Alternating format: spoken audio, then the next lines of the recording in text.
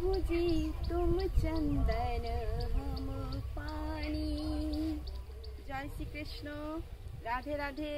আপনারা সবাই কেমন আছেন? আশা করি ভালো আছেন, সুস্থ আছেন। সুস্থ থাকুন, ভালো থাকুন এবং সৎসঙ্গে যুক্ত থাকুন। আজকে থাম্বনেলটা দেখে বুঝতেই পাচ্ছেন চন্দন নিয়ে আলোচনা। এবং চন্দন আমাদের প্রকৃতপক্ষে আমরা প্রকৃত চন্দন পরতে সবাই লজ্জা পাই। কেন বলুন তো লজ্জা পাই চন্দন পরতে? কেউ হয়তো উটটিকলি করবে, কেউ হাসবে দেখে, এই ভেবেই আমরা চন্দন পরতে লজ্জা পাই। কারণ আমাদেরকে বুঝতে হবে যে চন্দনের কত গুণাগুণ আছে। আমরা ভারতবর্ষে কত উন্নত এই বৃক্ষ যে আমাদের প্রত্যেকটা পূজা পার্বণে এবং তিথিতে এবং বিবাহ এবং দাহ করার সময় চন্দন কাঠের প্রয়োজন হয়। সেই চন্দনের প্রকৃতপক্ষে কত গুণাগুণ আমাদেরকে বুঝতে হবে। এই চন্দন যে আমাদের কত শুভ, কত অশুভ শক্তিরও বিনাশ করে, আমাদেরকে কত শুভ কিছু দেয়, আমরা সেটা বুঝতে পারি না। কিন্তু এই চন্দনকে আজকে আমার কথা যদি আপনারা শোনেন তাহলে বুঝতে পারবেন যে চন্দন আগামী দিনে আপনারা যদি আমার কথা শুনে ধারণ করেন তবে দেখবেন কি এই চন্দন পরা মাত্রই দিনের পর দিন যখন পড়তে থাকবেন না, দেখবেন কত অশুভ শক্তির বিনাশ হয়েছে। যদি বলেন কেন, কিভাবে অশুভ শক্তির বিনাশ হয়েছে, তবে এটা বুঝতে হবে কি যে যখন রাহু কেতুকে, আপনারা তো সবাই জানেন অমৃত বন্টনকালে নারায়ণ যখন যে রাহুর মস্তক ছেদন করেছিলেন তখন রাহু কেতু দুই ভাগে বিভক্ত হয়ে গেছিল।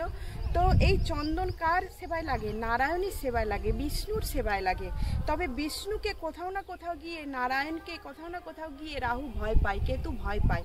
তাই দেখবেন যদি কারোর কুণ্ডলিতে, জন্মকুণ্ডলিতে রাহুর দশা, কেতুর দশা এবং কেতুর অন্তর্দশা, রাহুর অন্তর্দশা, সূক্ষ্মদশা, প্রাণদশা, যাই কিছু হোক না কেন খারাপ যদি থেকে থাকে, দেখবেন এই চন্দনকে খুব ভয় পায়। তো চন্দনকে যদি আমরা টিপ হিসাবে, ছোট্ট করে টিপ হিসাবে আমরা ধারণ করি প্রত্যেক দিন স্নান করার পরে এবং ভক্তি সহকারে যদি ধারণ করি, দেখবেন অনেকটা উন্নত আমাদের জীবন এবং অনেক কিছু বিনাশ হয়ে যায় আমাদের কাছ থেকে, অশুভ শক্তি নাশ হয়ে যায়। তো কিভাবে চন্দনটাকে ধারণ করবেন একটু মন দিয়ে শুনবেন। এই চন্দনকে যখন আপনারা ধারণ করবেন তখন কি হবে, এই চন্দনকে ধারণ করার সময় এক চিমটে কর্পূর দিবেন।